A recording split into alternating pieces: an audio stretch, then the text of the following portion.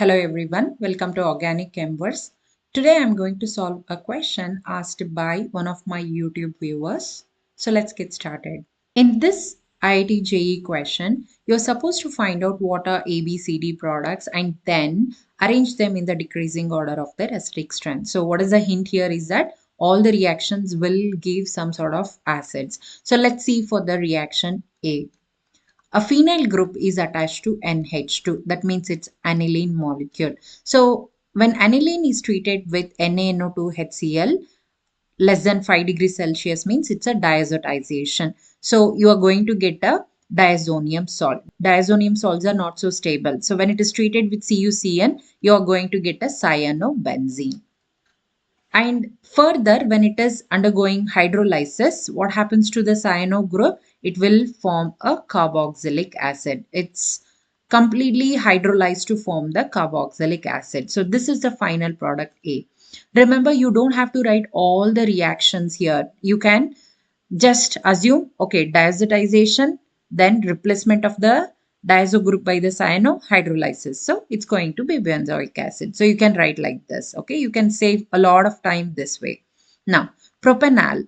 Propanal is treated with ammoniacal silver nitrate. So the moment you see this reaction condition, it should strike your mind that it's Tollens reagent. And Tollens reagent is a mild oxidizing agent. It is used to convert this aldehyde to carboxylic acid. So what will be this product? It's a propanoic acid and this is B. Now, let's check for C. When methane is treated with oxygen, right, in presence of this condition, so it's undergoing oxidation. So one carbon containing acid means it's going to be formic acid, or simply you can call this as methanoic acid. Now, let's check for D. So this is quite interesting. So you see the phenyl is attached to CH2 and then MgBr. That's nothing but it's a Grignard reagent. So whenever Grignard reagent is treated with a carbon dioxide, you will always get a carboxylic acid with one additional carbon. Why so? Look at this. It will attack over here and then it's going to form a carboxylate, further carboxylic acid. So you are going to get, so here CH2 and then here COOH. What is the name of this? Quite simple. So this will become the ethanoic acid. There is a phenyl attached to the second carbon. So 2-phenyl ethanoic acid. So this is product D. So now we know what are products A, B, C and D. Let's check for the acidic strength of these acids. Now that we know these are the four acids formed in the reactions, let's arrange them in the decreasing order of their acidic strength. First, why carboxylic acids are acidic in nature at all? Because they donate the proton from the carboxylic acid functional group. So whenever we take the carboxylic acids in water, so they dissociate to form a carboxylate ion and the proton. So it's going to form a conjugate base, a negatively charged conjugate base, and more the stability of this conjugate base, the corresponding acid will be more acidic in nature. And that depends on the group attached to the carboxylic acid functional group. If R is electron withdrawing group, if R is an electron withdrawing group, what it does is it withdraw electron through either inductive effect or resonance effect and then stabilizes this negative charge on the conjugate base. So more the electrons are withdrawn, more the stability of the conjugate base, more will be the acidic strength of the carboxylic acid. So electron withdrawing group increases the acidic strength. If the R is an electron donating group, either through inductive effect or through resonance, all right, they increase the electron density on the conjugate base. See, it's already negatively charged. There is already electron density on it. Again, this R group is donating means it is destabilizing it. So destabilizing means what happens to the acidic strength? The acidic strength decreases. So students remember, electron withdrawing group increases the stability of the carboxylate ion. That means more is the acidic strength of the corresponding acid. Electron donating group destabilizes the carboxylate ion. Therefore, the corresponding acid will be less acidic in nature. The acidic strength decreases. So let's compare the groups attached to the carboxylic acid here. So any alkyl or aryl group, so you can consider them as plus I or plus R. So in this case, so there is a benzene, right? So it donates electron through resonance. So it's exhibiting plus R.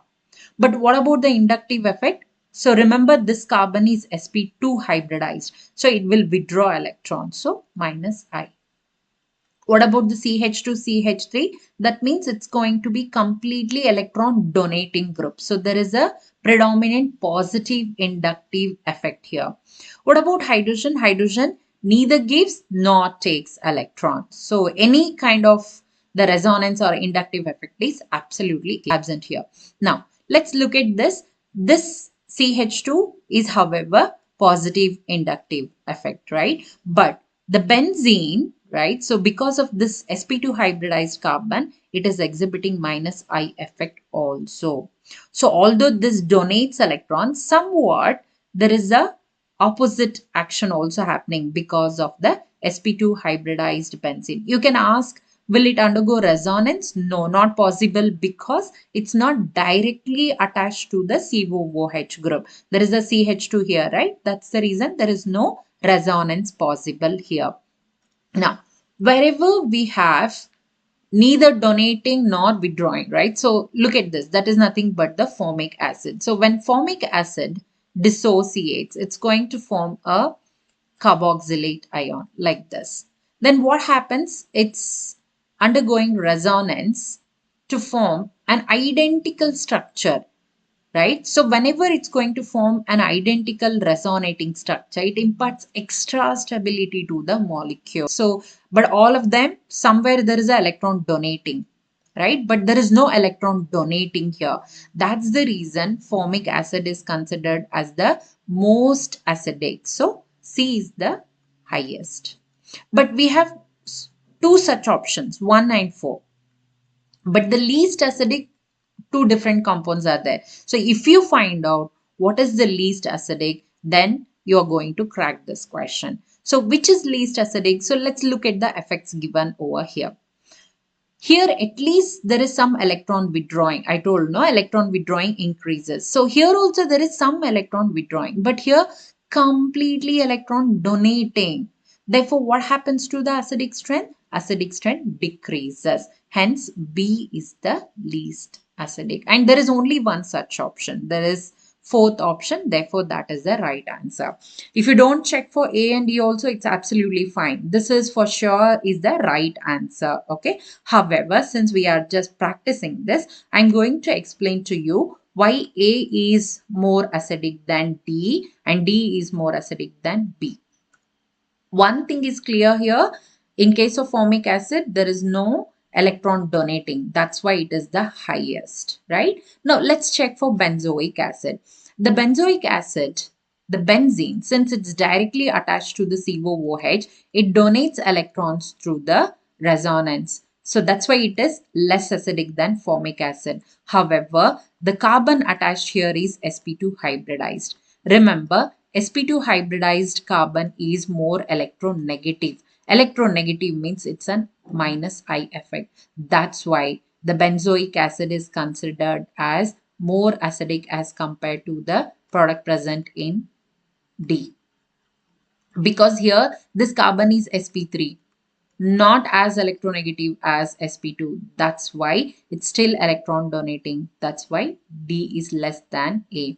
However, we already know that in case of B, ethyl is more electron donating as compared to a phenyl methyl. That's why this is the least acid. This is how you have to compare the acidic strength of the given acid. So this is depending on the group attached. There is one more way of doing it by knowing the pKa values. You can't remember the pKa values of all the compounds, but however, just to support whatever we have discussed, right? So I'm going to give you the pKa values. For benzoic acid, the pKa value is So it's 4.20. This is from the reference book. I have taken the value. So for the propanoic acid, the value is 4.87. And for the formic acid, it is 3.75. And for the this is phenyl ethanoic acid, right? So for that, it's 4.31. So these are the literature value we call, okay, standard values. So now we know that lower the pK value, higher is the acidic strength. Lower, which has the lowest, C has the lowest, that means highest. Which has the highest pK value, B has the highest pK value, that means least acidic strength. So A is having 4.20 next, right? And then 4.31. So higher the pK value, lower will be the acidic strength. Lower the pK value, higher is the acidic strength. So this is just an evidence to show this is the correct order for the acidic strength of the given compounds. I hope I made this concept clear to you, and if you still have any questions, you can comment them in the comment section, and if you have any other question also, feel free to ask me.